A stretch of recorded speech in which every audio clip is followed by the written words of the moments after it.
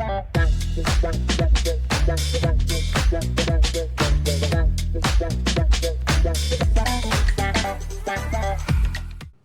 we're live. Hello. Welcome, Stephanie. Thank you. Stephanie Agni Yes. from Pure Impressed. Yes. Thank you for having me. Yeah, what is going on? Pure Impressed is like the spot for getting your like healthy food or, juices. And when did you start? Talk a little bit about like when this started and how it kind of came about. Yeah, so thank you. We are a locally owned cold pressed juice bar here in Anchorage. We have 3 locations, although many people don't know about the 3rd location. We have our Huffman location, which is located off Huffman Park Drive next to the Car Shopping Center. And then we have and that opened in October of 2019, just before COVID, and we'll get into that. And then we have our Midtown shop, which is located at the Dover Center. And that one opened in September of 2022. Okay, is that your flagship shop? The Dover Center is not. The No. Huffman shop is. Got it. And then our 3rd location, which is kind of the behind the scenes shop, that is our juice production facility, but also serves as like our commissary and our warehouse, and where we receive and or accept and do all of our deliveries out of. Got it. So you're doing distribution out of that. Yes, exactly. And Okay. that one, again, is behind the scenes. But I like to say we have that 3rd location because we have a full team that works out of there. And we, like, without the juice kitchen, like, then there's no cold pressed juice bar. Yeah. So, yes. Every time I go into your shops, I've told you this before, like I feel like it's something out of like Scottsdale or, from somewhere else. Yeah. It feels like a franchise. And I think people really don't know that this is like an Alaskan owned company, although you are from Arizona. Yes, I am, and I love it. Yeah, so I am from Phoenix, Arizona. That's actually where my husband and I met, at Arizona State, so go Sun Devils. Let's go.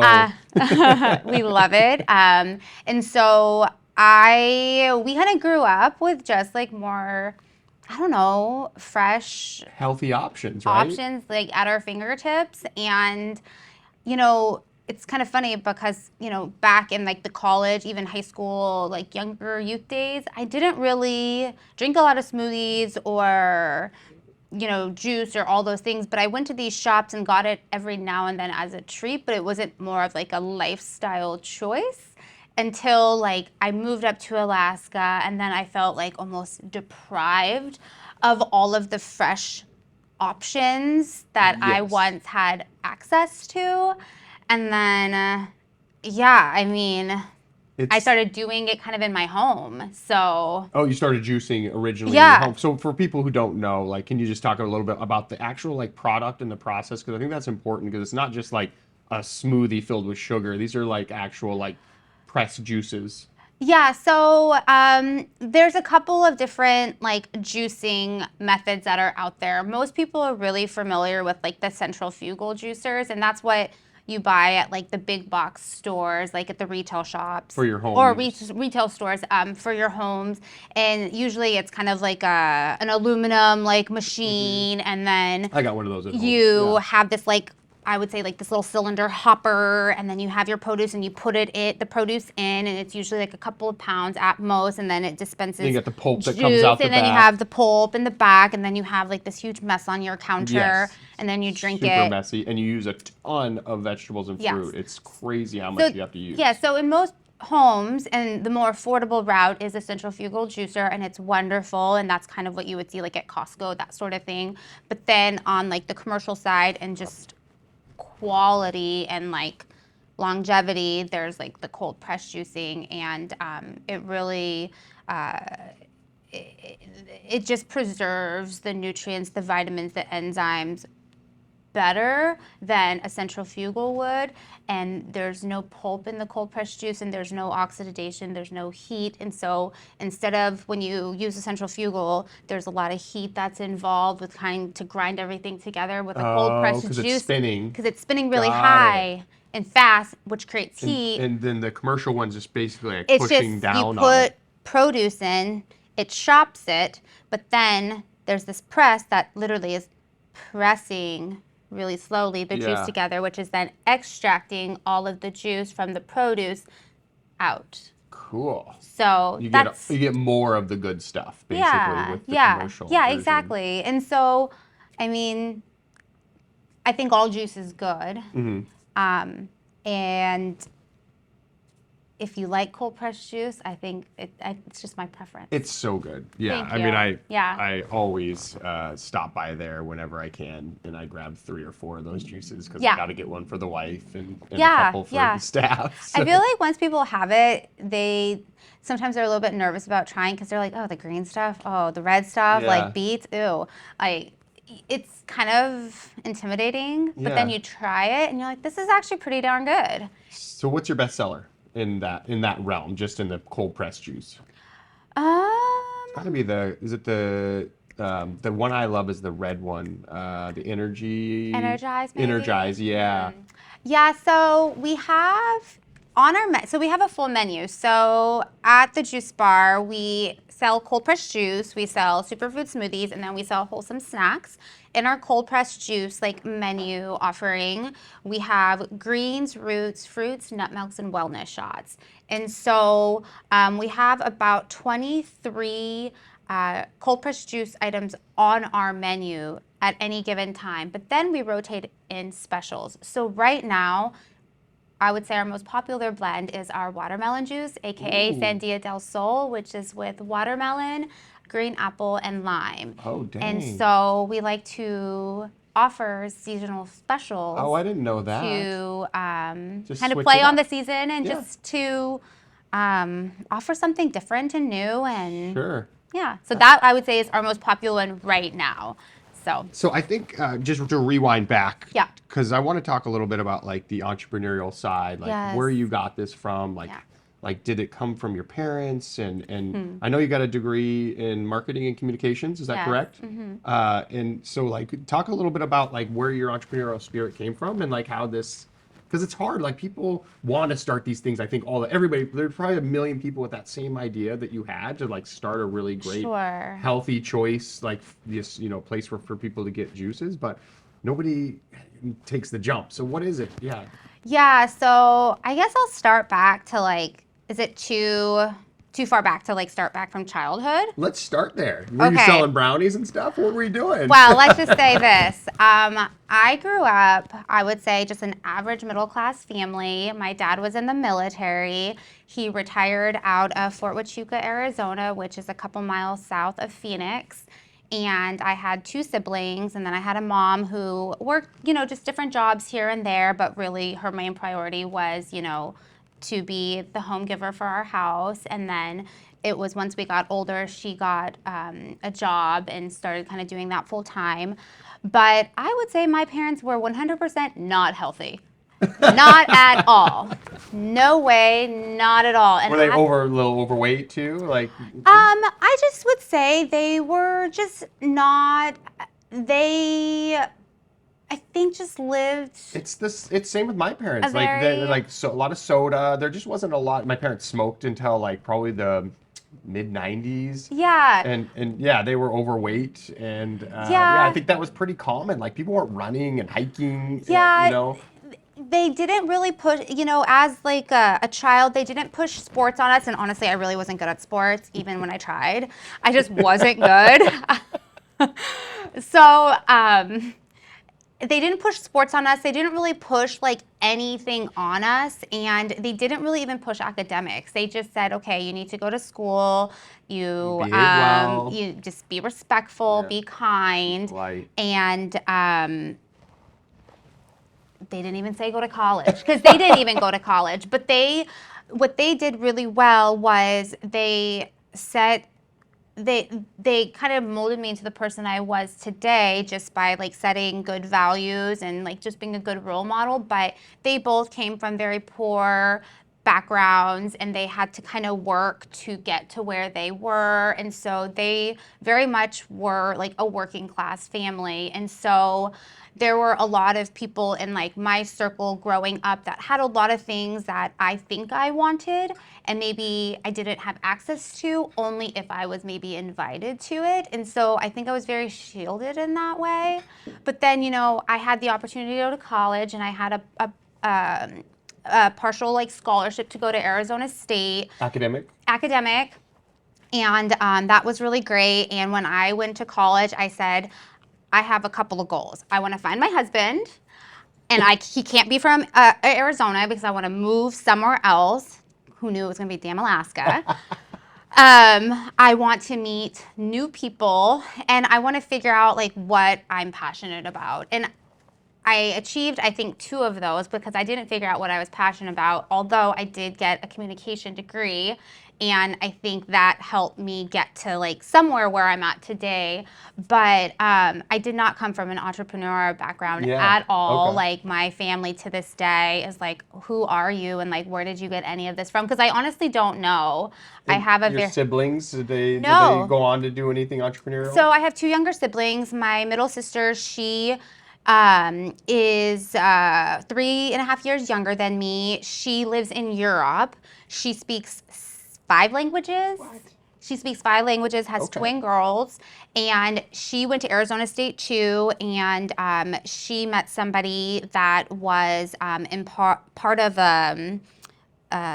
some exchange program from Brazil. Oh, wow. And so Cool. they met. He's now studying to be like a robotic engineer with his PhD in like Austria. Whoa. And so she lives there, which I'm like, can you please just come back to the United States so I can see you? Yeah. So like we don't see her very often, but thank God for like technology. Yep. And then my youngest sister, who's about 7.5 years younger than I am, she decided to take a completely different route. She didn't pursue higher education at all. And she kind of just after high school just started working and still trying to kind of figure out what it is she wants to do, because I think she grew up a little different than the way I grew up and my sister, because my parents got a divorce when, well, I actually found out that my parents got a divorce after 27 years of marriage What? on Mother's Day, the week I was graduating from college. What? Yes. Yeah. Just a late divorce. Yeah. They waited. Yeah. And so anyway, the reason I say that is because, as I mentioned, my younger sister, I feel like her like upbringing was just very different different and from your broken, guys's. and just I don't think had the drive to like maybe want to go to college or pursue anything more. And so she kind of just worked at like a real estate agency and kind of did an office management job, and now she kind of does like more entrepreneurial type gigs for people that she knows and helps them kind of work in their businesses. Okay. So yeah, that's a little bit about my family. And then go to Arizona State. Love college. Yeah. Did you have a great time in college? Oh my gosh. Yeah. Yes. Did you graduate in 4 years too? I guess, yeah. Yeah, I graduated in 4 years apparently. Some people it takes 5 or 7. Yeah, hey, that could have been me too. But I did graduate in 4 years, and after we graduated during the recession in 2009. And then I was like, Arizona, this is not going to work out for us. We can't get a job here at all. Bad. It was That's a bad time, yeah. We moved up to, I was dating my boyfriend, who is now my husband at the time, Colin. And we did a 10-day road trip up to Alaska. And we lived here. Where he's from, born and raised here. Yeah, he went to South. He went to South, yes. Yep. And shout out to Nathaniel for doing research for me. Oh, yes. And he must have been like the first graduating class at South. One of the first. He was. Yeah. Yes. He was in fact the first. Yeah. Yes. Yeah, interesting. Okay. And so we lived there. We lived here for a couple of years, and then I got a job in the telecommunications industry, and I did that for a while. Alaskan and then Communications. Yeah.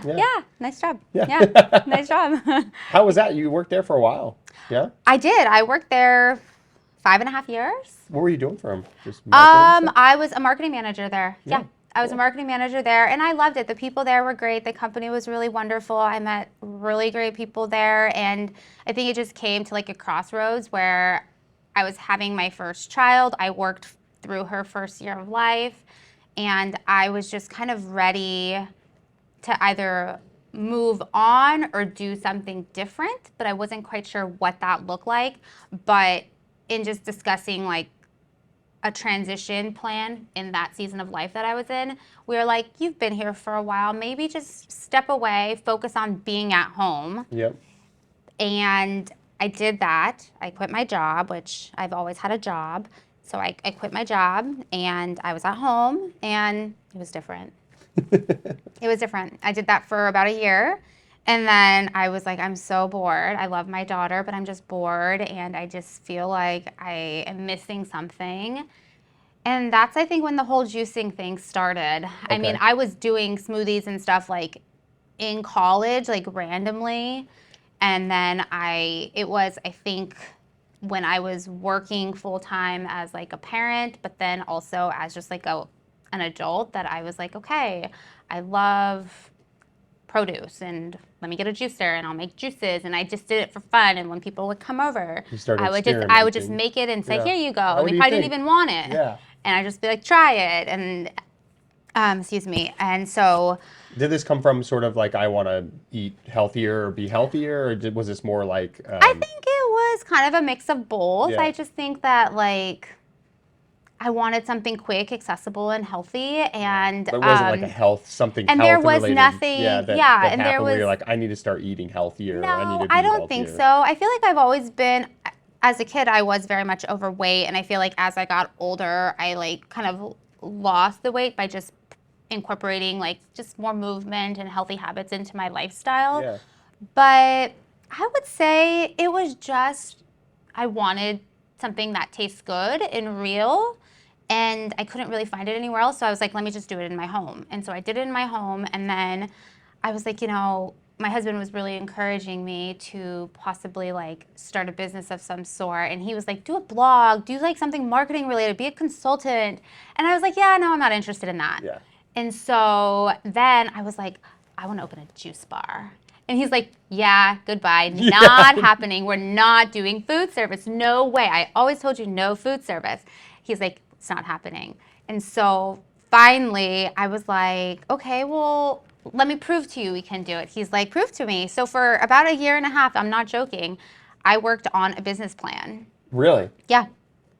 And that's where the name Pure Impress came Yeah. from, and like the whole design concept. I had to convince my husband that I was for real. Yeah, by doing the work. By doing the work, exactly. Because he was like, no, if we're going to do something like this, I have to know that you're really in it and you want to do this, and this is just not like a fun little hobby, because this is going to take time, energy. So this is interesting because business plans, I don't know the statistics on it, but I think most businesses don't start with a business plan. Yeah. Unfortunately, because I think there's a lot of things that you can avoid by just writing out. Like a business plan will help you sort of discover sort of like, oh, what if this happens? Then we do this, or what if this happens? And kind of your values and vision can be put into that. I'm just curious, like how much did you stick to that plan, and how much was it sort of like thrown out the window at some point?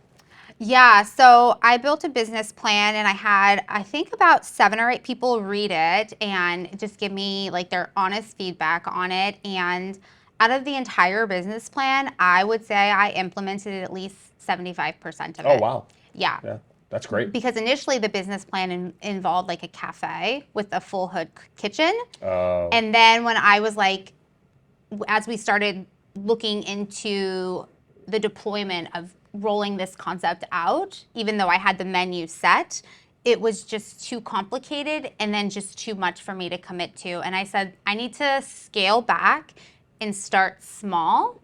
And even though I think there's opportunity for this like whole cafe thing concept, I want to start small, and then that's where the 75% of the business plan came. I just stuck with the juice bar. What kind of things were you going to do with the like wraps and stuff? It was just going to be like a vegan, vegetarian, like a vegetarian vegan, like a cafe where you could get some really fresh, well done salads with good quality dressings, wraps, soups, because I feel like there's such an opportunity for soups. Well, Middle Way is the only place I can think of that does any of this stuff. It's kind of, they've been doing it forever, like since I was a kid, like for 25 and years. They're lovely. I love them. Yeah, they're great. They're different realm. I think, you walk in there, it feels a little hippy dippy a little bit, but Yeah, that's the only place I can think of in Alaska. Maybe I had a wrap at Organic Oasis the other Yeah, day. they're It good. was I so like it. good. Yeah, no, And I I think hadn't they're eaten good. there so Yeah. long. Yes, I So haven't been there in a while either, and I probably should try them I think they're out. under new management or under new Yeah. ownership Yep, I read potentially. that. You're Yeah, right. Mm-hmm. really good wraps. Chase, Nice. my business partner, he keeps going back there. He's like addicted to this Yeah, protein wrap that he that gets. sounds good. Yeah, and you feel good after you eat this stuff. Yeah. This is the biggest thing. You don't feel like crap. Yes. Yes. So you had the business plan, Mm-hmm. you pretty much stuck to it. I would say so. Yeah. But the big thing is you let other people sort of pick it apart a little bit, right? Trusted people. I said, this is what I want to do. This is my plan, and what are your thoughts? Yeah. And I asked people that came from different backgrounds Yep. and Finance. different, just different Different experience, points of view. different points of view, because perspective is everything. And they just gave me their honest feedback about everything, because my goal at the juice bar is to be able to serve everyone, all walks of life, depending on where they're at in their wellness journey. And I think that there really, truly is something for everyone on the menu. Were financials built into this 100%. business plan? I mean, that's a big part of a business plan. Oh, yeah. absolutely. And so like capital wise, like how did you go about the capital thing and what did that look like for the people out there listening? Yes. So the pro forma was the biggest part. I mean, if you don't know your numbers, I mean, Yeah. that's really challenging. So understanding the market, understanding the customer base, understanding like the income of the community that you're going to be finding Yeah. and putting your Price business points at. wise, Yep. yeah. That all So you very did much. some market research. Oh, Yeah. 100%. And I did that not only locally, but I did it regionally, and then I did it domestically. Wow. And I did it again over a course of a year and a half, so it's not like it all happened at the same time. And I even went to one conference in LA called Coffee Fest, which cool. Oh, yeah. initially part of our business plan was to roll out with coffee. But then I was like, let's scale back. There's so many people that do coffee well. Stay focused, Yeah. Stephanie, and like Yeah. I'm staying focused here. And so anyway, in terms of like your question, we raised money ourselves personally, Yeah. and we don't have any investors. And I said I didn't want any investors because I wanted to not answer to anyone. I wanted to do it how I wanted to do it, and You were able to do it, just kind of bootstrap it yourself, yeah. essentially. Yes, and we were very, we knew exactly, we operated on a very tight budget. Yeah. And we knew exactly what we wanted. We researched all of the materials, all of the space before we even signed any agreements, any contracts. Like, I knew exactly what I wanted before I went into any meeting. So when I went into a meeting, they were just validating what I already knew I wanted. Got it. And that's how I knew it was like, this is a trusted partner that I can work Right. with. This is And the this right is thing. about what the price point should be. So even if I'm coming in and they're like, oh, this person doesn't know what they're talking about or that sort of thing, it's like, no, I know exactly what I'm talking about. Yeah. And I came prepared.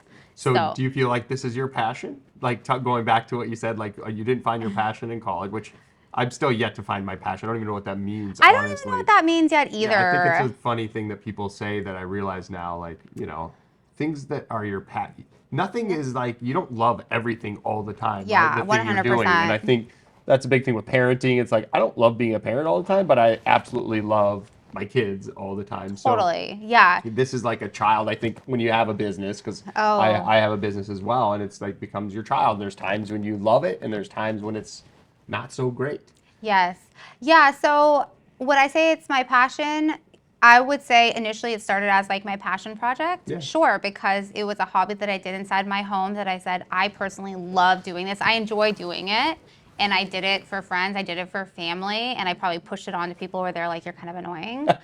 And then I just kind of made it into a business opportunity. I think unintentionally, though. I said, there is a void in the Anchorage market. And I Yeah. said, I'm craving this. Where do you even go to get this? I was hoping for the 5 years that I lived in Anchorage and then the 3 years I was like considering, like evaluating doing something. Because, before you start a business and even start doing a business plan, you're thinking in your mind, Your gut's telling you. You're telling you Yeah. there's something else that Your you gut's should telling be you doing. that like, oh, we can do this, Yeah. or there's opportunity here. Exactly. And so there's a lot of like different factors and consideration things that come into play, but What were some of the things that happened along the way that were sort of like, oh shit, or like, oh my gosh, I didn't expect this, or was there anything? I don't mean to put you on the spot, but if you can think of anything like along the way where it's like, man, if you guys just hit a wall or hit a barrier that you didn't expect to hit, that you guys got around or had to do something to yeah, get past. 100%. So we opened up Huffman, our flagship What year was store, that? in October of 2019. Okay, right before COVID. And COVID happened in, I think we got like some sort of announcement that something was going on in like mid-January-ish. Oh, yeah. And there was like speculation of like craziness maybe starting to happen. But I think it was in March when it really Yeah, when it shut down. when it shut down. And it was navigating that because being a new business operator, there's so many things you just don't know. And I don't come from a background of restaurant, beverage, hospitality at all. While I have worked in one or two jobs in that industry, I know nothing about the business administrative side of it or like the small business ownership side of it. So a lot of it I was navigating as I was going and learning as I was going. And I did have, you know, some good mentors and some books that I kind of like read to maybe help me, but that's never enough. No. And then COVID happened. Yeah. And Was that just a gut punch and you just didn't? well, I mean, for all businesses, it would have gut punch, but I think a lot of businesses were saved because they had this longevity of sort of business that they did, and they were able to get like loans and like PPP. But like for new businesses, it wasn't great. No, it wasn't. When we opened up the business at Huffman, the first challenge that we had to navigate, which was really challenging, was we opened with this, what they call like an X1 mini machine, and it can press up to about 5 pounds of produce at a single time. And I would say per hour yield about maybe 50 bottles per hour. And we opened the store with what we thought to believe, based on what our rep told us, our market would purchase. Got it. And we sold out within so it wasn't an hour. It wasn't enough. Okay. And we couldn't keep up. We were seriously pressing, me and my husband, around the clock. We had babysitters, because I had 2 kids at this time. This is when you first opened. When we first opened. So that's the first challenge that we had to like kind of work through. The demand was way higher than anticipated. More than we could have ever anticipated. Wow. And we did not expect that. We had people coming in early to press, just as part of the normal like production schedule. And then we had me and my husband coming in after he was done with his day job pressing. We would both go home, have dinner, get a babysitter there, then go back to the juice bar just to press more, to show up the next day for people to complain and be upset with us. Are you guys running out of supplies? Like, where are you getting all your vegetables and fruits from? We work with a couple of local purveyors in town, and that was not an issue at all. Okay. Like, that was definitely not. We could get enough. We didn't have the infrastructure in place to produce enough for what was being demanded of us. Yeah. So being able to navigate that will also empathize with customers that were just straight up angry.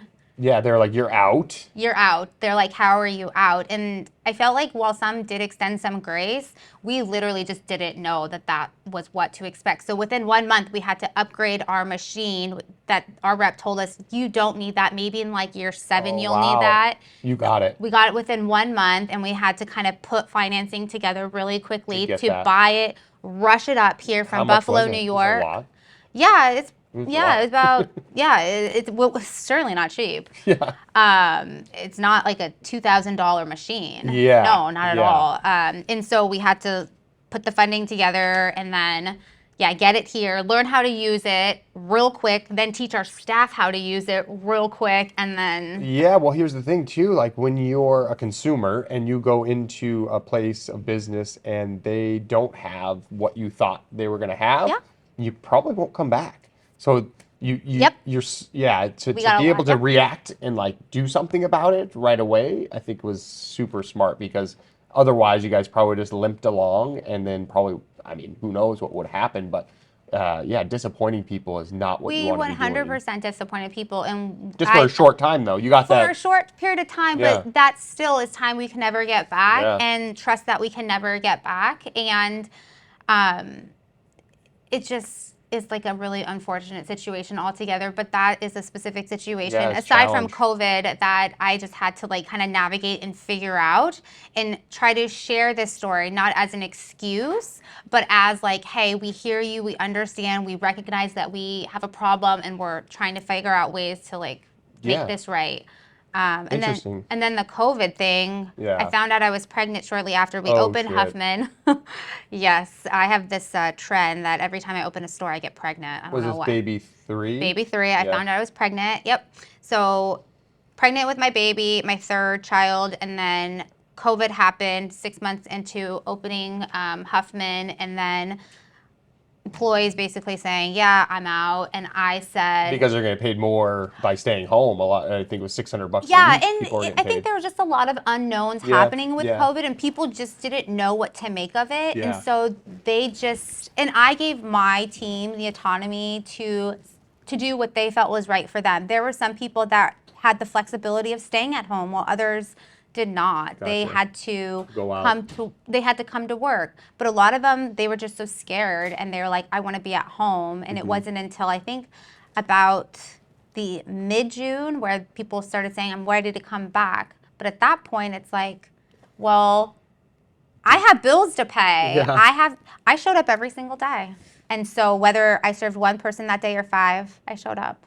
And did you guys stay busy during that time? Like, how long till like the COVID thing kind of like it kind of went away for you guys, and then you guys started to see that business come back? So I would say when everything shut down in March and April, it was like the saddest like 2 months Oh, of my just life. crickets. Yeah, Yeah. it was people would Tumbleweeds. trickle in. There was a lot of like services that we had to put in place to accommodate our guests, which we were 100% like understanding of.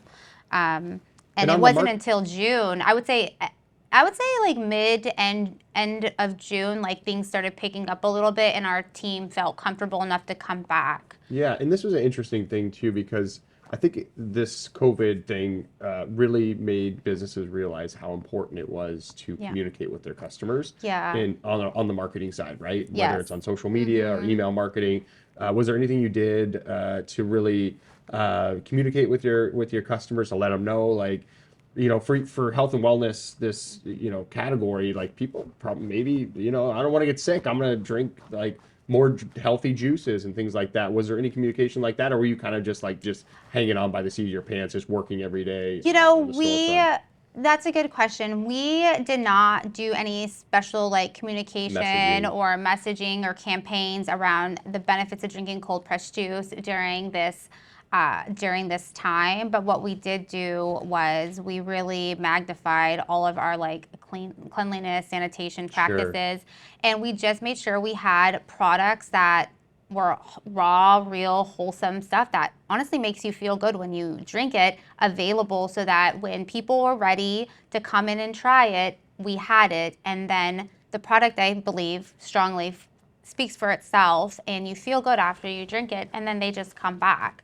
Yep. So that was always like my focus, and just being just available to serve our guests the best that I could during that time. Yeah. And whether we got served 1, 2, 3 people in a day, sometimes it was low as that. Yeah. Or, sometimes we got like a peak of 20 customers, which is quite sad too.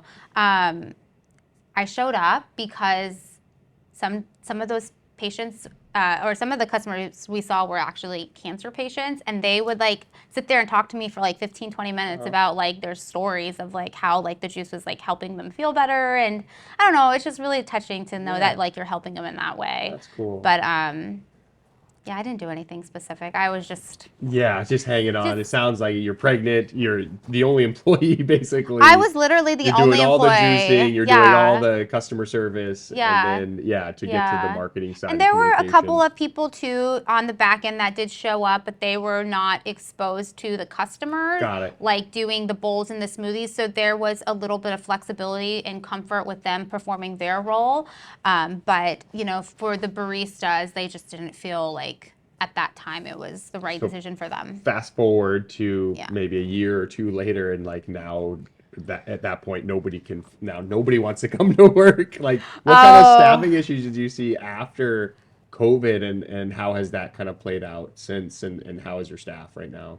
our staff is Right amazing. now, yeah. Right now, we have the most amazing team, and didn't always, it took a long time for me to figure out, one, navigating like being a small business owner, figuring out what is our work culture? What is our team Yeah. culture? Like, what does that even look like? I didn't know. I knew what it looked like in my head, but I didn't know what that was actually going to like come out and How it was be. gonna work. Yeah. Yeah, I didn't know how that was going to unfold. So that took a little bit of trial and error, and I had to figure that out. And once I figured that out, we have developed and we have such a strong team um, of professionals that show up every day to work with a good attitude.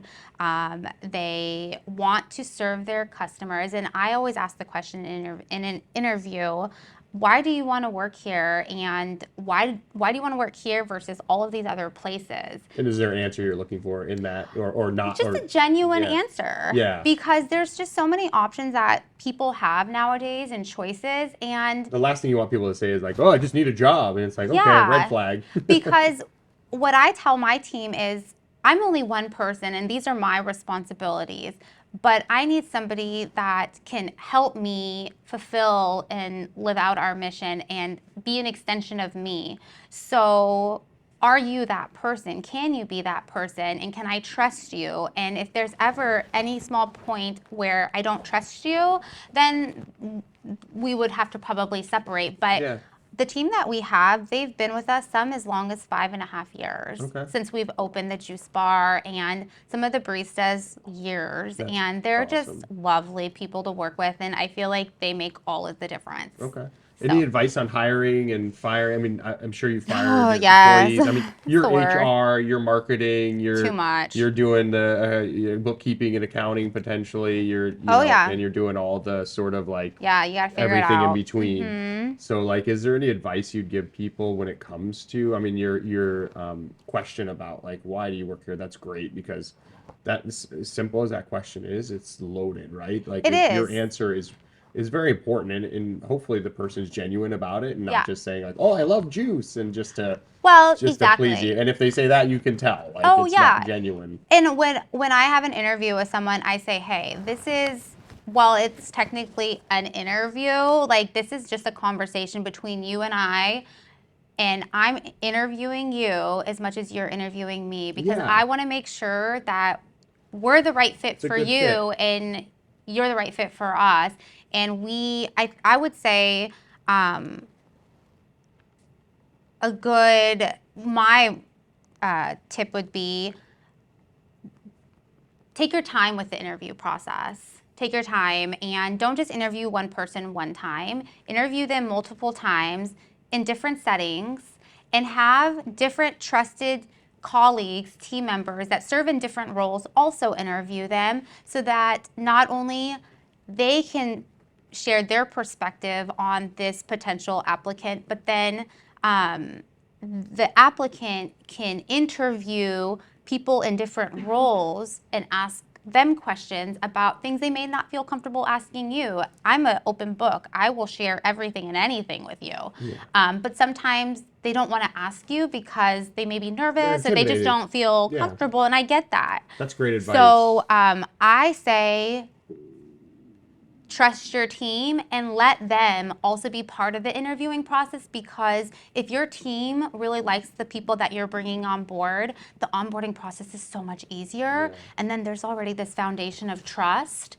that is established before you even get there. Yeah, and that's fantastic. I've heard this advice from other business people. Gary V particularly, he talks about or firing as fast as you hire, Yeah. which I don't necessarily think is a great thing. I think if you do your due diligence in the hiring process, you should find people that are, obviously not everybody's going to be bought into your systems, and Yeah, it doesn't of always course. work out. But I do think development of employees is super important in making sure that people feel heard and feel, a big part of like what none of these a lot of small businesses are missing is like good training programs, including my own. Like I don't have like a super dialed like training program for what the positions are that exist here at Orange Slice, and that's tough because we're new, and so like these I roles get are it. just being worked out.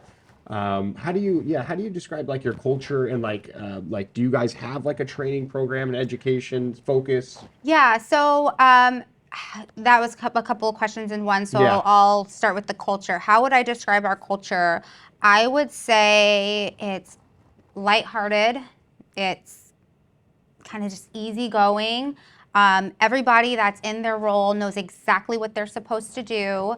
I say leave the drama at the door, leave the gossip at the door, come to work with a smile. If you don't think you're capable and able to do that, let's talk. And come to work ready to serve, because you don't know who you're going to serve and the impact that you're going to make on that person it's on that cancer day. patients, right? This is what you're talking about. And just like everyday Yeah, people, like just everyday people, like you don't know what they're going through. And yeah, so just come to work with a yeah. smile, and that will go a long way. And in terms of like the training program, it took us some time to figure this out. But an interview question that I do ask applicants is, tell me about your last position and tell me what went well and not well about your onboarding process.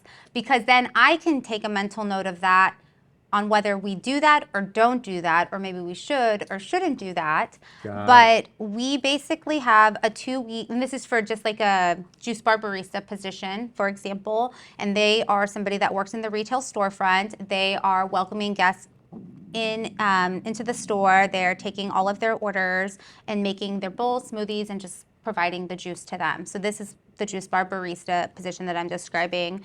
And it's about a 2 week training program once they're hired. And they come in for the first day, and before they start, and they fill out all of their boring new hire paperwork. We go through their training program, and I have it typed out.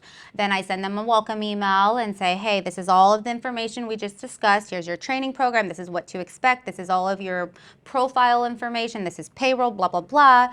And then that's when they come into the store for the first day, and they train for about a solid 2 weeks, and they get teamed up with a trainer, so to speak, and they train with them. And then on the last 2 days, they're tested by me, Oh, and you they get a going to test, and it's cool, like a pass or fail.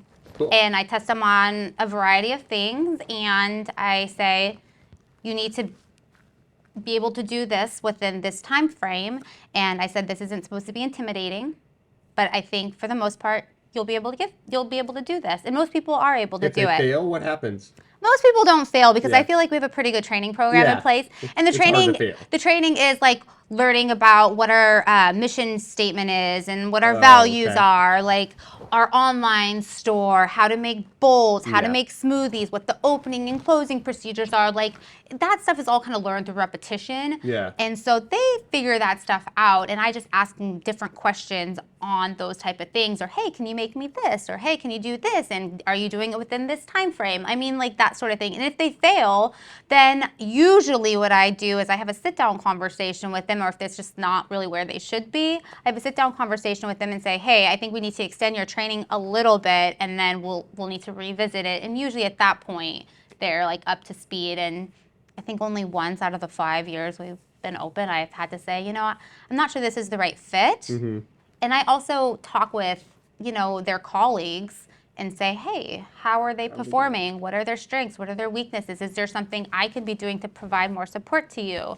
Well, that explains a lot why the experience at the store is so great every time I go in, Yeah. honestly. Like Oh, that, well, thank yeah, you. that's good to know because it doesn't, you shop around, like you go Yeah. to stores, like Yeah. you could get very inconsistent service and products from different small businesses depending on who's working in the back, right? And Yeah. that's not a good business. I mean, there's a reason McDonald's is so popular because it's consistent, right? Yeah. Oh, People yeah. get the same exact thing every time and they know exactly how it's going to taste. 100%. Yeah. I do want to talk a little bit about your marketing strategies and seeing like what your Mm-hmm. philosophy with marketing is, since you do have a background in that. Like, Yeah. and I know it's probably like you know, your customer experience, your employees, your product is probably like number one and two Yes. as far as priorities. So getting to the marketing side, I think for a lot of small business owners is tough. So what do you do to sort of stay on top of that and get a message out? And is there things you're doing on a regular basis, campaigns, things like that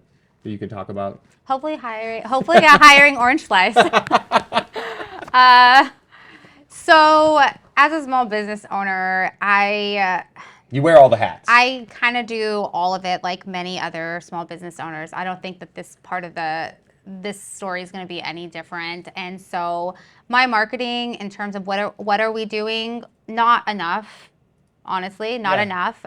We need to have like a partner that really helps us focus on fulfilling our mission, sharing our story, making sure that people know, hey, we're a locally owned business and this is kind of what we can do to provide value to your life. You know, we are doing some really basic social media. We try to stay engaged with our customers and our guests by sending out monthly e-newsletters.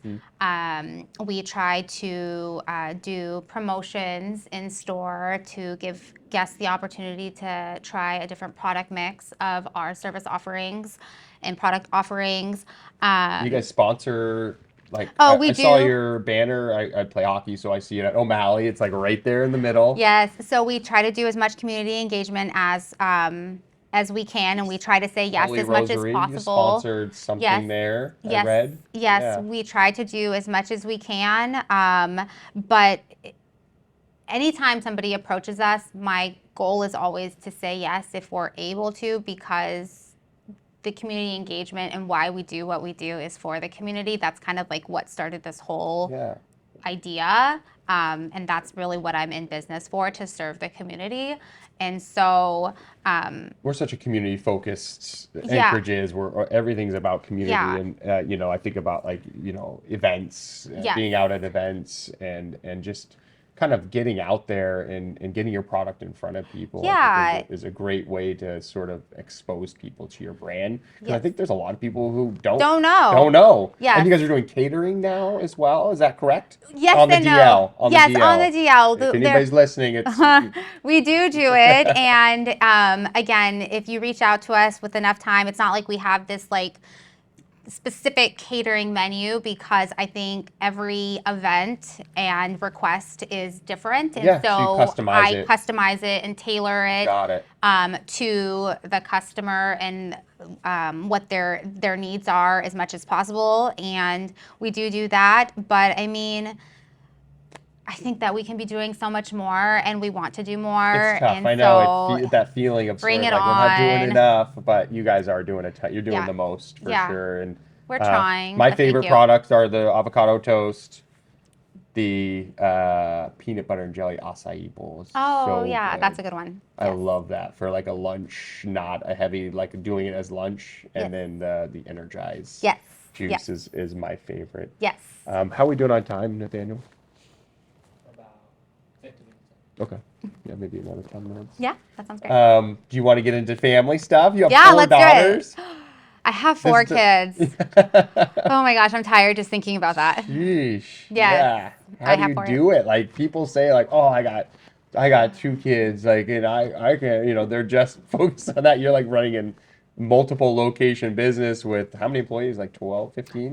We have 16 right now in headcount. Yeah. Yep. 16 employees. Yeah. So I have 4 girls, a girl mom, my husband's a girl dad, all the estrogen, all the feelings in the house. Oh my goodness, bless his heart. So we have a 9-year-old, we have a 6-year-old, we have a 3-year-old, and we have a 1-year-old. And so we're in the thick of it. It's a lot.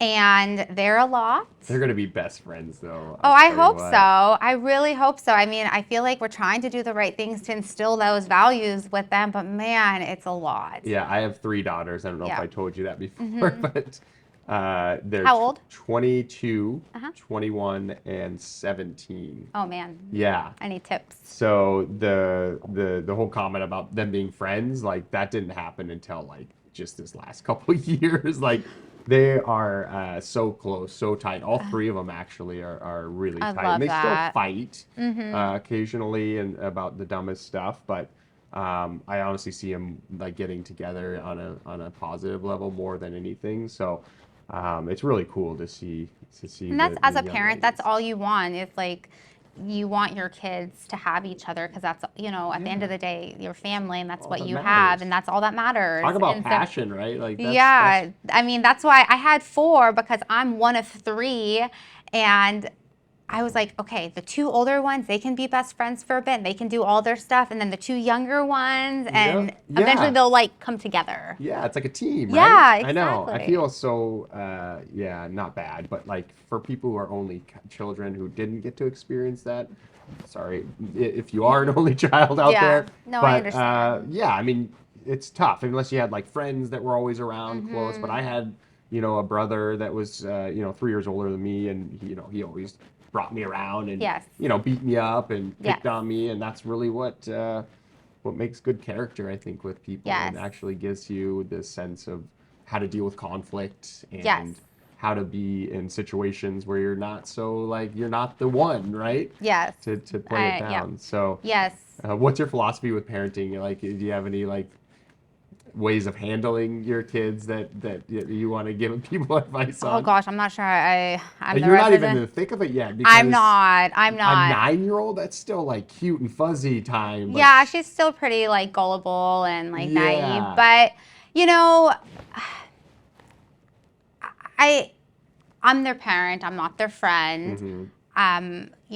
I try to lead by example, and my husband tries to lead by example as best as we can. We try to instill good values in them, and we tell them that, you are part of our family, you're a member of our family, and you have a responsibility to our family. And so it's important that you serve your role not only as like a daughter, but as like a sister and like as a friend. And growing up, I adored, and even now to this day, I adore big families. Just like the Yes, dynamic, the I know. community, the love, the energy. It's just something Awesome. about it I just love. And I'm not sure, gosh, I hope my husband cannot listen to this. I'm telling him right now, I'm done having kids because I am with like, with the business and just like with his work Yeah, and just with our four kids and my fourth child. Oh, God love her to death. But man, she's a lot. she's just like a little monster.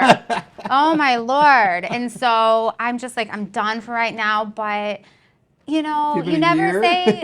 say never, Yeah, and you just never know. But big families, I just love it. And I just say, just be kind to each other. yeah. And They are not though, I'm sure. oh, they They're fight over a jerks. stick. Yeah. They can fight over a stick, or oh, she looked at me. It's, Oh my God. it's like the worst. It's super What embarrassing. about sports? You do sport? Do they? I mean, obviously they're still super young. They're Six still in young. the middle. Yes. Yeah. Yeah, they're Are still you guys young. are passionate about any sports in your family? It was Um, hockey for our family. yeah, so my husband grew up playing hockey, competitive hockey, like throughout his entire life. And so pre-COVID, my eldest did play hockey, but then like we didn't want to, not that we didn't want to comply, it's just she didn't want to wear the mask stuff Oh, anymore. under the And helmet. so Yeah. at the helmet. And Yeah. so that was like a good segue. And she now does gymnastics competitively. And then my middle child does soccer. And then my 3-year old, who kind of just runs around, does like some fun, like recreational gymnastics. But maybe she'll get into soccer or something like that. But I'm not a big competitive sports Yeah. person. I honestly don't understand the game all that much, although I try to.